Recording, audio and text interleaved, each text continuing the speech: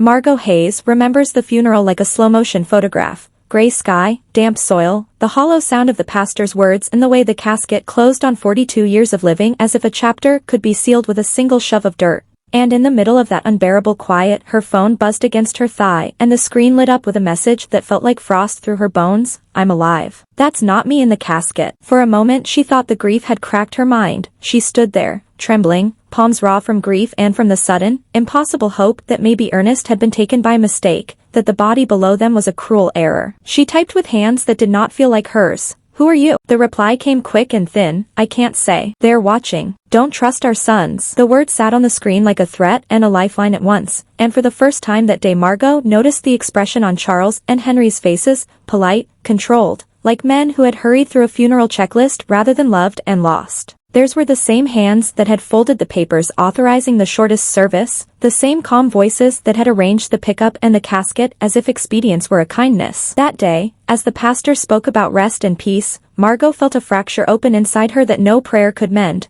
Ernest had been her refuge, the man who fixed bicycles and hearts with the same careful hands, the man who had taught their sons how to hold a rod and tell a story, and now a stranger texted to say he was alive and her sons stood close enough to touch and far enough away to hide secrets. She went home with the message burning under her ribs, shut herself in the quiet of the kitchen where every cup and spoon and smell held a memory of him, and opened Ernest's old wooden desk to look for the papers she had trusted him to guard. She found the metal box, the insurance policies, and something that felt like a betrayal before she even read it, a handwriting she did not remember seeing before on a newly updated life insurance policy, increased dramatically 6 months earlier, and in the same drawer a workers' comp policy bought 2 months before his death. She thought of Ernest's careful signature, of how his script had always been steady, and the receipts with shakier marks looked wrong, too hurried, too unfamiliar for a man who took the lens of a screwdriver seriously. The phone buzzed again with another message. Check the bank account. See who's been moving money. So she went to the bank with a trembling heart and a grave to bury along with each step, and Mrs. Thompson, who had known them for decades, showed her withdrawals she could not remember authorizing, 3 months of cash taken for reasons Ernest had not mentioned, and, the receipts said,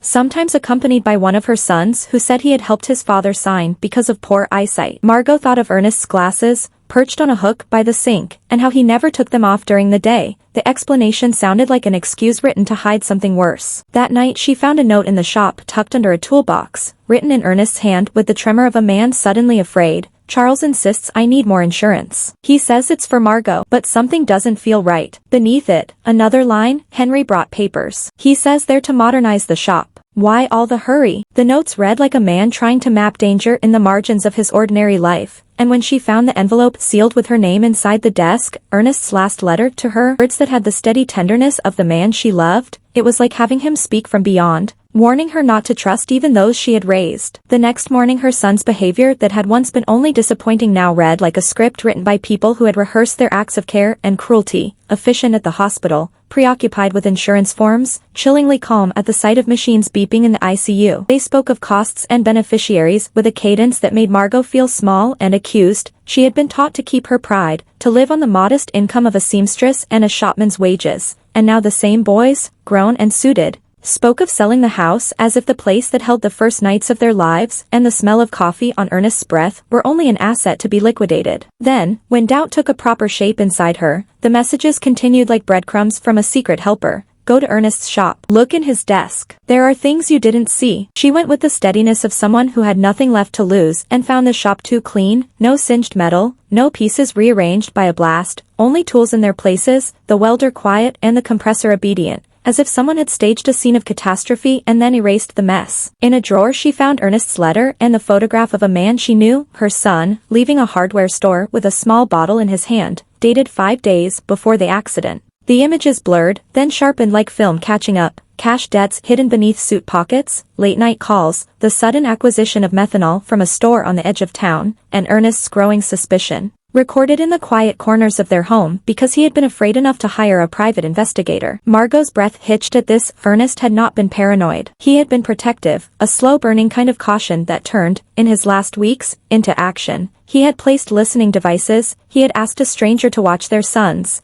and now that stranger set a face across from hers in a corner cafe and pressed a recorder into her hand. When Stephen Callahan played the first tape, hearing Ernest's voice say he feared for his life, the sound was both balm and blade. For the first time, Margot had evidence that her grief might be the hinge of a larger truth. The tapes that followed were worse than she could have imagined. Her son's voices, once lullabies to her, were cold and calculating, planning to use methanol in a cup of coffee as neatly as one might add sugar, expecting symptoms that would masquerade as stroke or heart failure, and counting on her collapse to clear their path to the money. There were photographs, bank logs, bits of conversation revealing debts and threats, and a doctor who had been paid to change the narrative, not a tragic accident but a scripted murder. The world that had been a small town where Ernest fixed bikes and shared biscuits with neighbors had the edges chipped away, revealing a deeper, uglier architecture: greed, fabricated concern, and a readiness to call her fragile so someone else could take control. The last recording, the one that made Margot's hands go cold, had the two of them planning what would happen after. Once we have Dad's insurance money, we need to get rid of Mom too. The tape ended and the cafe hummed on like a universe that had not yet learned it must pay attention. Stephen looked at her with the tired kindness of a man who had seen betrayal before and handed her a plan. Go to the police now, file the recordings, demand an exhumation, move fast before they could turn the legal system into the instrument that would silence her permanently. Margot thought of Ernest's note asking her not to trust anyone blindly and felt a fierce, terrible gratitude. He had worried enough to build a ladder out of the pit that would be his death. As she left the cafe with the folder under her arm, a new message arrived on her phone. Tomorrow at 3 o'clock. Corner cafe. Back table. Don't be late. It felt like a command from fate. And for the first time since the cemetery, Margot's grief hardened into purpose. Not vengeance exactly, but a resolve to pull the truth into the light,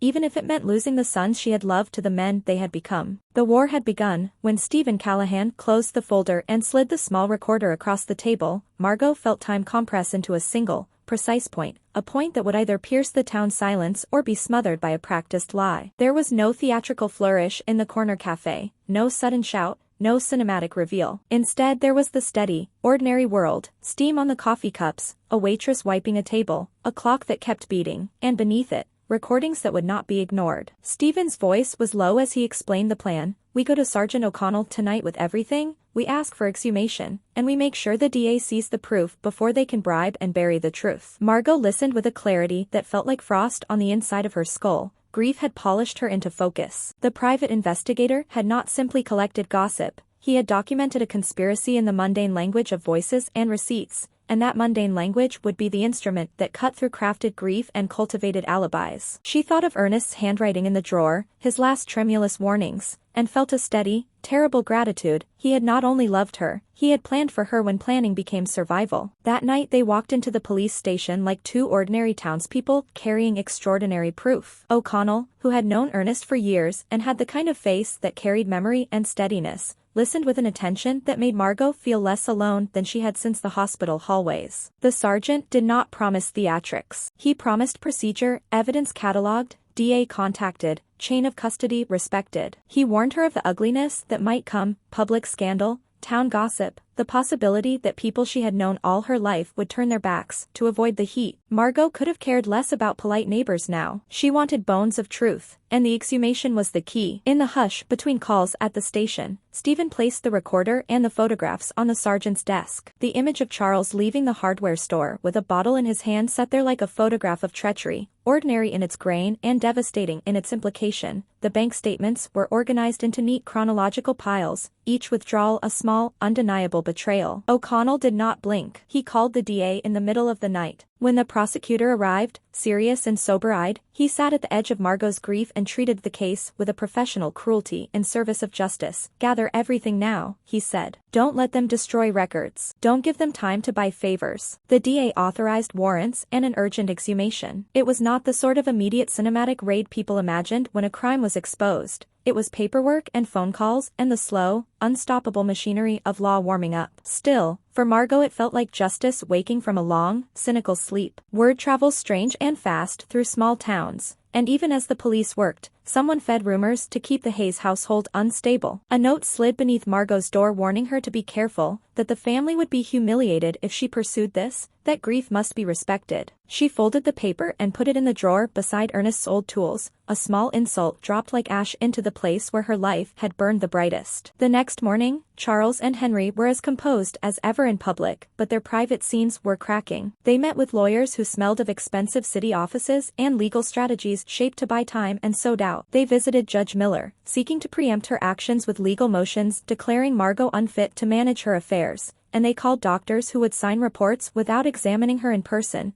offering a clinical sheen over something that was clearly malice. For every polite smile they practiced in the doorway of the bakery or in the pews of the small church, they convened rooms in which they crafted a narrative of a grieving widow made paranoid by loss, a narrative designed to protect their assets and to hand them control of papers and power if the law moved too slowly.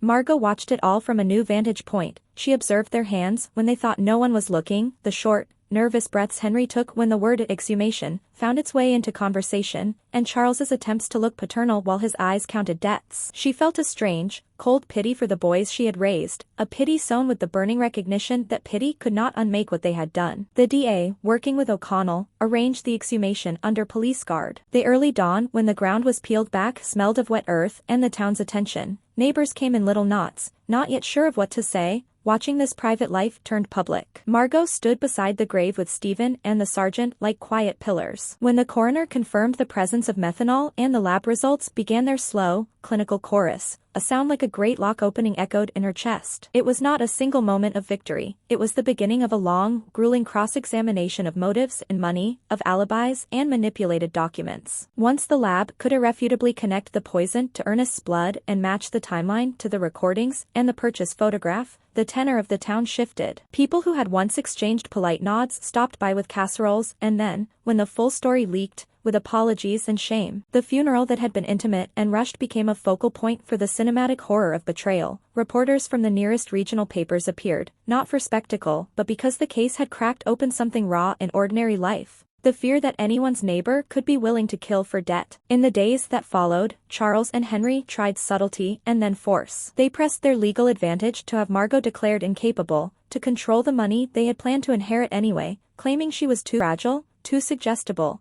too lost in sorrow to be trusted. They leveraged friends who owed favors, they hired doctors who signed without examination, and they leaned on the town's old compass of privacy to argue that exposing family trouble would do irreparable harm. Yet the recordings were a stubborn thing. Played before a courtroom or a skeptical attorney, the voices were their own kind of suffocating truth. The voices of the sons planning a poison were not persuasive even when given the soft wash of legal counsel. The judge, who had been approached by Charles for a preemptive audience, found herself with documents she could not ignore and the obligation of the law to ensure a fair process. The judge set timelines, allowed evidence to be submitted, and refused to allow a quick legal coronation of Margot's supposed incompetence. Meanwhile, inside the Hayes house the power play escalated. Dinner invitations were wrapped in concern, gifts arrived as thin veils of kindness, and offers to help were packages of poison in their own right. Margot refused them all. She had been warned not to eat or drink what they offered, and the warning reverberated with crimson clarity when she remembered Ernest's last days and the coffee that had become a vehicle of death. The family who had once come together to share bread now fashioned together a theater of concern to mask appetite. The police, moving with the authority of the law rather than the flare of television, executed arrest warrants at dawn. There were no dramatic handcuffs filmed in slow motion on the evening news. There was a knock, a demand to come out, and 2 men in custody, still wearing the suits ironed for court appearances, the carefully purchased armor of respectable desperation. Charles tried to bargain, to tell Margot under his breath that they could explain, that debts had pushed them into a terrible choice, but the recordings had already condemned them in the court of truth. Henry, cornered and trembling, attempted to flee through a back window and was chased for blocks under the gray watch of witnesses who would later testify that they had heard him say the plan aloud in the street. The dawn light found them in handcuffs, ordinary men reduced to a spectacle by the ordinary consequences of ordinary crimes. Margot watched the officers lead them away with a numbness that mixed triumph and grief. Justice had come in a procedural, prosaic way. Warrants, evidence, a DA's determination. It was not the vengeful retribution some imagine, it was the slow, patient lifting of veil after veil until what had been secret lay exposed. As the neighborhood awoke to the news, and as word spread from porch to porch, Margot felt a strange, fierce freedom coil in her chest. She had once been a woman who sewed dresses and fixed meals and kept a small home. Now she was a widow who had wrested truth from the jaws of family betrayal and turned private sorrow into a public reckoning. The work, she knew, was not over. There would be trials and hearings and the ugly unspooling of motives in a courtroom where voices could be dissected and excuses catalogued. But for the first time since discovering the text beside her husband's grave, she felt the pull of sunlight on her face like a benediction. The war had not ended. It had only moved from the quiet of the phone to the bright corridors of justice. The courtroom was full long before the judge entered, the air heavy with a curiosity that bordered on dread. Spring Creek had never seen a trial like this, a story so twisted that neighbors whispered as though speaking too loudly might invite the same fate into their homes. Margot walked to her seat with Stephen at her side, her palms cold but her steps steady, every footfall echoing the 42 years she had spent raising the boys now seated behind a wooden barrier in orange jumpsuits. She did not look at them immediately. She wanted to remember Ernest as he had been, the man who drank coffee with her on the porch, who believed in dignity and work, who feared the very sons he still hoped to protect, before she allowed herself to see what had become of their children. The prosecutor opened the case with a calm, devastating clarity that cut through the murmurs in the room. He outlined everything: the insurance increases, the methanol purchase, the recordings capturing not confusion but strategy, not grief but greed, and the financial records that revealed debts deep enough to drown conscience. Each fact had weight, but together they formed the shape of a monster, one built from silence, opportunity, and betrayal. The first tape played, Ernest's voice trembling with fear, and Margot felt a soft gasp ripple through the gallery. In that moment he was alive again, not as a ghost of sorrow, but as a voice of warning, reaching through time to save her. Then came Charles's voice, cold and calculating, talking about the methanol and how the mom won't be a problem after. A collective shiver moved through the room. A woman in the second row covered her mouth. An elderly man shook his head slowly, as if refusing to accept that the children he had watched grow in town fairs and school plays had become architects of murder. When Henry's recording played, calm, almost bored as he outlined the symptoms that would mimic a stroke, Margot felt a slow, crushing ache settle in her bones. The boys she had dressed for kindergarten had spoken more gently when begging for extra cookies than they had when planning their father's death. Henry avoided her eyes, but tears glimmered at the edges. Charles stared at the table, jaw trembling, the weight of words he could no longer deny sinking into him like a final, unforgiving verdict long before the judge spoke. Stephen took the stand next, explaining Ernest's suspicions, the coded meetings, the covert devices set in the corners of the house. As he described how Ernest confided that he feared his own sons, Margot felt the room shift. Grief turned into outrage. Outrage turned into disbelief. And disbelief decayed into something heavier, sorrow for a man who sensed the footsteps of betrayal creeping too close. Then came the medical examiner, detailing methanol's effects with clinical detachment, the blindness, the organ failure, the coma, the death. Each word was a blade peeling away the fiction of a work accident. Ernest had been healthy 3 days before his death. The poisoning was not speculation, it was fact written into the chemistry of his blood. The defense attorneys attempted their dance of doubt, suggesting financial desperation, emotional strain, influence from outsiders, anything to blur the sharp edges of murder, but the evidence stood impenetrable. At last, Margot was called to testify. She rose slowly, walking to the stand with a dignity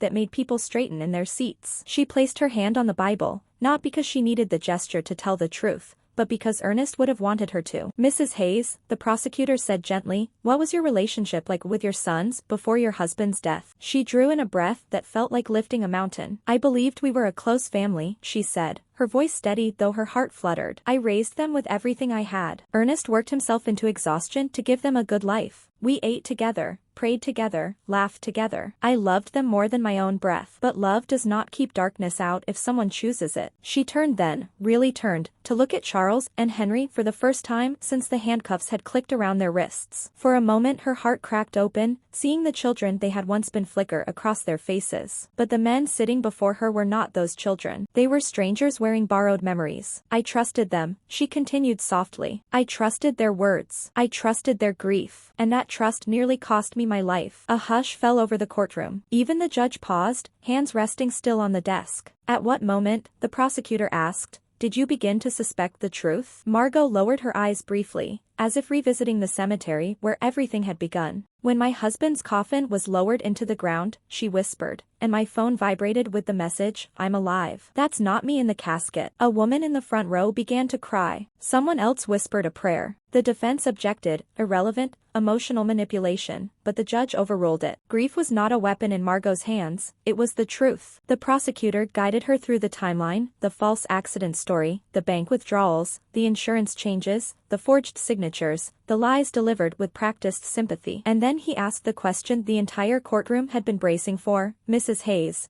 how did you feel when you heard the recording where your sons planned to kill you as well?" Margot inhaled slowly, feeling each word form from the deepest part of her. "I felt," she said, "that my sons had died long before Ernest did." A ripple moved through the spectators, a quiet, collective heartbreak, because there was no cruelty in her tone, only truth sharpened by love's betrayal. When she stepped down from the stand, she did not collapse or avert her gaze. She walked with the poise of a woman who had already survived the worst night of her life and was still standing.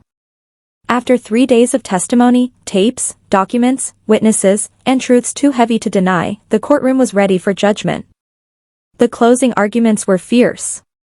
The prosecutor spoke of greed, premeditation, and the cold execution of a plan that treated human life as currency. The defense argued desperation, clouded judgment, emotional collapse. But no argument could claw its way past the recordings. 6 hours later, when the jury filed back in, time thickened. Margot's fingers curled around the fabric of her skirt. Stephen whispered, "You've already won by surviving." The foreman rose. His voice was steady, reverberating through the charged silence. "On the charge of first-degree murder of Ernest Hayes, we find the defendants guilty." A collective gasp burst from the gallery. Someone shouted, "Thank God." Others cried. Charles let out a strangled sob and collapsed forward, his hands covering his face. Henry stared blankly ahead, all color draining from him like water from a broken cup. The foreman continued, "On the charge of conspiracy to commit the murder of Margot Hayes, we find the defendants guilty." The room erupted, grief, shock, relief, disbelief, a symphony of human reaction to a truth finally spoken aloud. And as the judge pronounced the sentence that sealed their fate, Margot closed her eyes, letting the words wash over her like a long-awaited rain.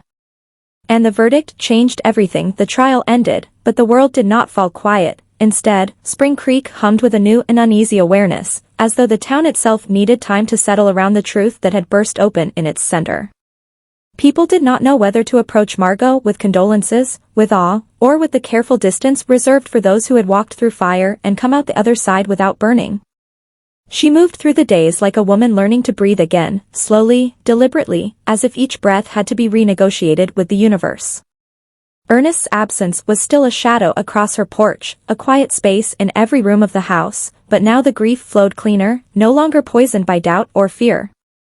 She could sit in the kitchen in the early mornings without wondering whether she had missed a warning. She could stand in his workshop, now stripped of lies, scrubbed of the staged explosion, and feel only the soft ache of a life built with love rather than the terror of betrayal. Stephen visited often. He had become, through the strange alchemy of shared trauma, a companion who understood the deeper workings of her sorrow. On his first visit after the verdict, he brought a small bouquet of yellow carnations and placed them gently on the kitchen table. "For Ernest," he said quietly. Margot's lips trembled, but she smiled. He would have liked that.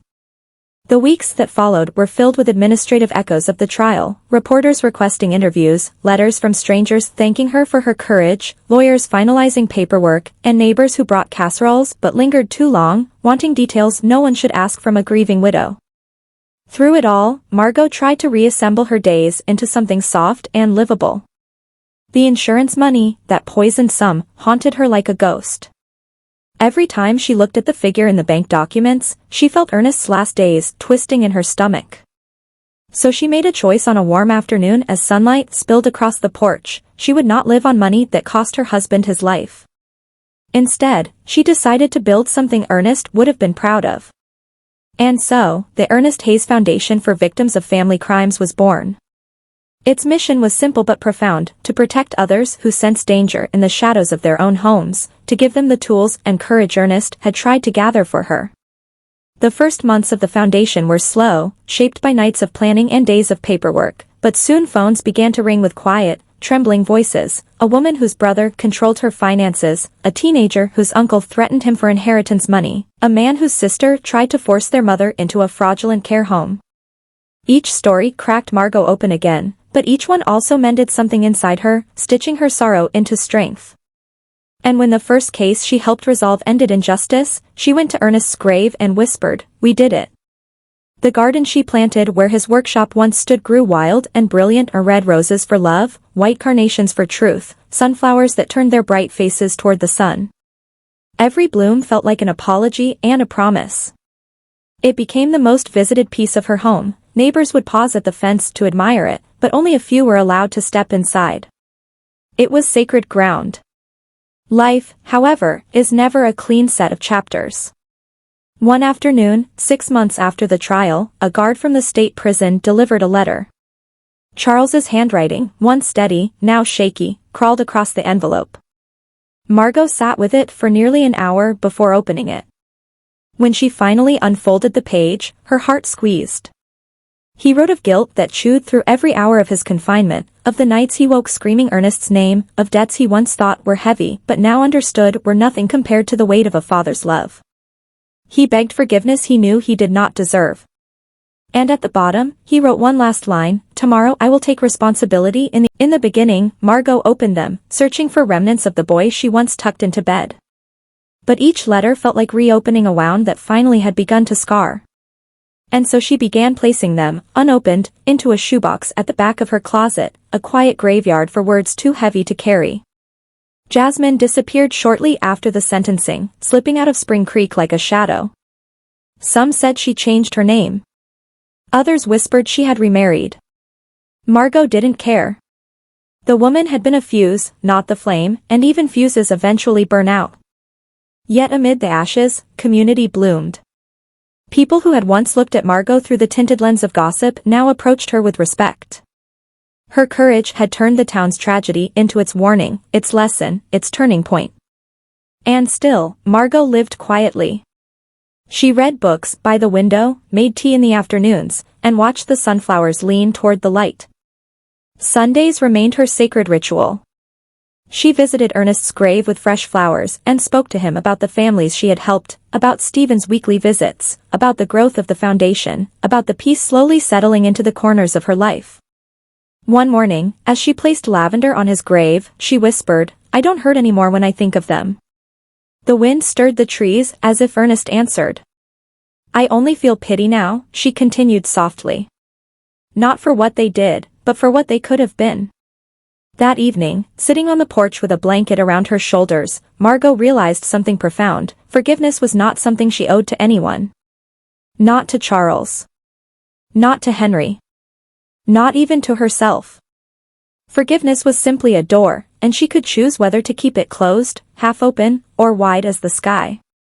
And she chose peace over pie. 5 years have passed since the day everything broke open, and the seasons have turned over her life like pages in a long, unexpected book. Spring Creek has settled, softened, and grown around the story that once split it apart. Margot, now 71, moves through her home with the calm gait of someone who has walked through the darkest valley and found her way out by candlelight. Her hair, now fully white, frames her face like frost touched by morning sun, but her eyes, as Doris often tells her, shine brighter than they did the year Ernest died. Maybe loss, once processed and purified, becomes a lantern. Maybe truth, once spoken, becomes a kind of strength. The house she and Ernest built still stands, sturdy as ever, though Margot has changed its colors. She painted the walls a soft yellow, Ernest's favorite, bathing each room in the warm, golden glow of memory without letting it drown her. His workshop no longer hums with tools or oil, it has become a garden overflowing with life. Roses climb its wooden beams like love reaching upward, carnations bloom in neat rows, and sunflowers, tall, cheerful, defiant, turn their faces toward the sky as if Ernest himself gently pushed their chins up.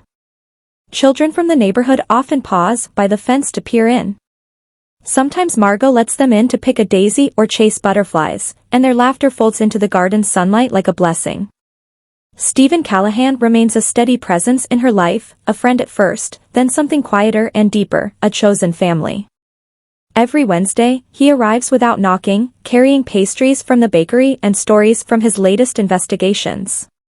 They sit on the porch with steaming cups of coffee, talking about truth, justice, and the strange places love and betrayal can hide. Sometimes he asks whether she regrets reporting her sons, whether, in a parallel world, silence would have been easier. Margot never hesitates. Lies destroy, she says simply. Truth hurts, but it heals. And Stephen nods, knowing she speaks from a place carved by unimaginable loss. The foundation she built in Ernest's name has grown beyond anything she imagined. The Ernest Hayes Foundation for Victims of Family Crimes now occupies a small office on Main Street, with 3 staff members, 2 private investigators, and a counselor who once survived something eerily similar. People come from nearby towns, some whispering through tears, others shaking with the fear that someone they love is plotting harm. Margot listens to every story with the patience of someone who knows exactly how heavy a suspicion can feel when you carry it alone. 6 months ago, a woman named Eleanor walked through the foundation's door, her face pale, her hands trembling. She suspected her brother had killed their mother for an inheritance, a story that struck Margot like déjà vu. And yet, instead of collapsing under the weight of that echo, she steadied Eleanor with the strength grief had forged in her. The foundation investigated, found proof, and helped secure a conviction. When Eleanor hugged Margot after the verdict, sobbing into her shoulder, she whispered, "You saved me." But Margot knew the truth, she had simply passed on the light Ernest ignited in her darkest hour. Henry still writes from the psychiatric wing of the prison, letters filled with fractured thoughts, guilt, and confusion. At first Margot opened them, searching for pieces of the boy he once was, the little child who asked for bedtime stories, who clung to her leg during thunderstorms. But those letters held no child, no clarity, only echoes of a mind shattered by guilt. Now she keeps them in a shoebox without reading them. It is not cruelty. It is self-preservation. She visits the cemetery every Sunday, carrying fresh flowers from the garden. Ernest's grave has become a sacred part of her week, a place where she updates him on the foundation, on Stephen, on the neighbors' children who steal her sunflowers, on the town that still speaks his name with respect. She kneels by the stone and brushes leaves from the engraving, "Beloved husband, betrayed father, honorable man." "You were right, Ernest," she tells him often. Truth always finds a way. On her last visit, she sat by his grave and let the soft wind curl around her. "I don't feel pain when I think about Charles and Henry anymore," she whispered. "Only pity, because they had every chance to be good men, and they chose shadows instead." A single sunflower petal drifted onto the grave, and Margot smiled, a small, grateful smile of a woman who has made peace with the unchangeable past. The town still tells her story, though in softened tones now, like a cautionary legend meant to keep the darkness at bay. Some call her brave. Some call her cold. But Margot cares for neither label. She knows who she is. She knows what she endured. And she knows what she saved, not just her own life, but the truth that almost died with Ernest. One evening, Stephen arrived early, carrying 2 pastries and a letter.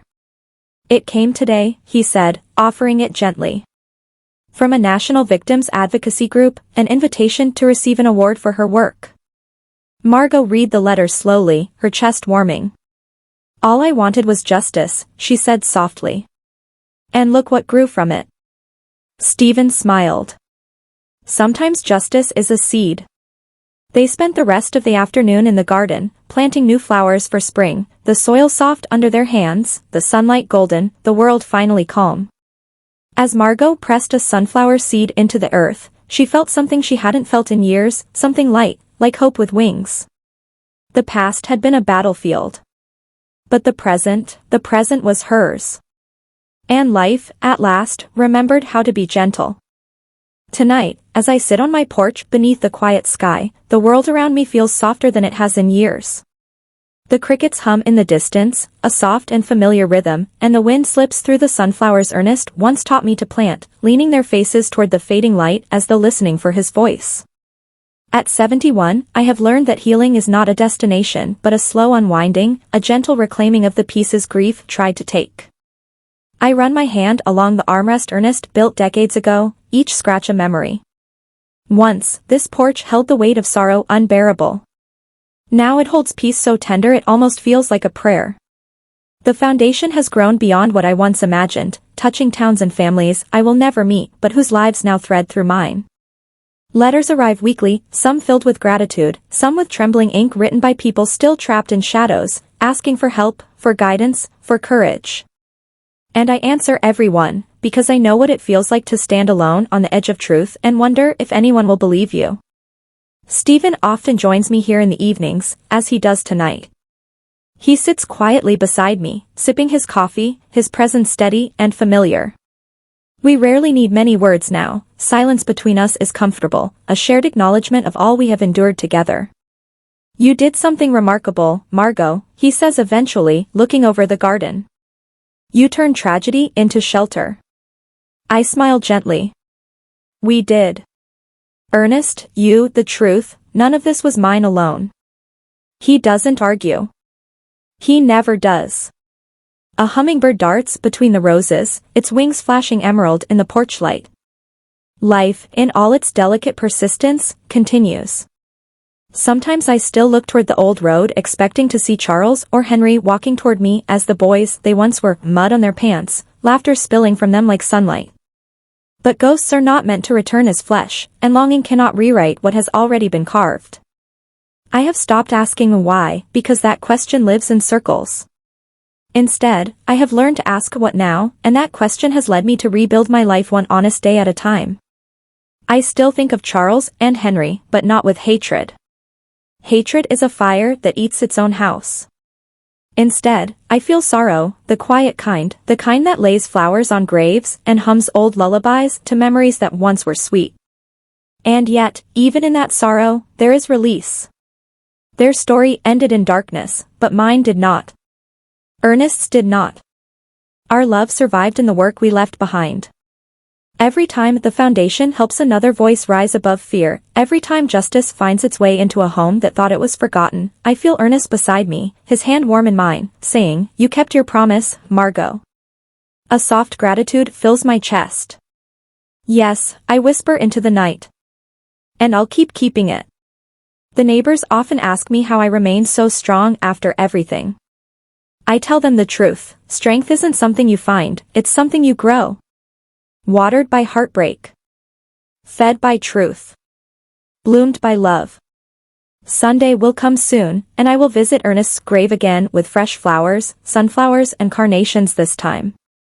I'll tell him about the families we helped this week, about Stephen's new case, about the invitation to speak at the state conference, and about the young girl who sent a letter saying the foundation saved her mother's life.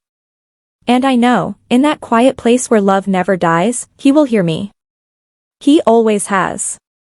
Before I go inside tonight, I glance once more at the sky, wide, open, endless. 5 years ago, my world ended. Now, it simply continues. Softer. Wiser. Honest. I survived betrayal. I survived grief. I survived the unimaginable. And from the ruins, I built something that will outlive me, something Ernest would have watered with his own 2 hands. If you're listening to my story tonight, wherever you are, I want you to remember this: truth is the lantern you must carry through the darkest night. It will not always be easy, and it will not always be gentle, but it will always guide you home. And if my voice reaches you through your phone, through your screen, through whatever distance lies between us, know that I am grateful. Grateful you walked this path with me. Grateful you listened. Grateful you are here. Did you like my story? I ask with a soft smile, the same way I do at the end of every tale I share with the world. And which city are you listening from? Let's meet in the comments. If you enjoyed this journey, if you felt it in your heart, your support helps me keep telling the stories that must be told. Thank you, truly, for being here. On the screen now, you will see 2 more life stories waiting for you, stories I hope bring you meaning, hope, and perhaps even a little healing. Until then, take care of your heart. Take care of your truth. I'll see you in the next life story, and this life story finally finds its breath.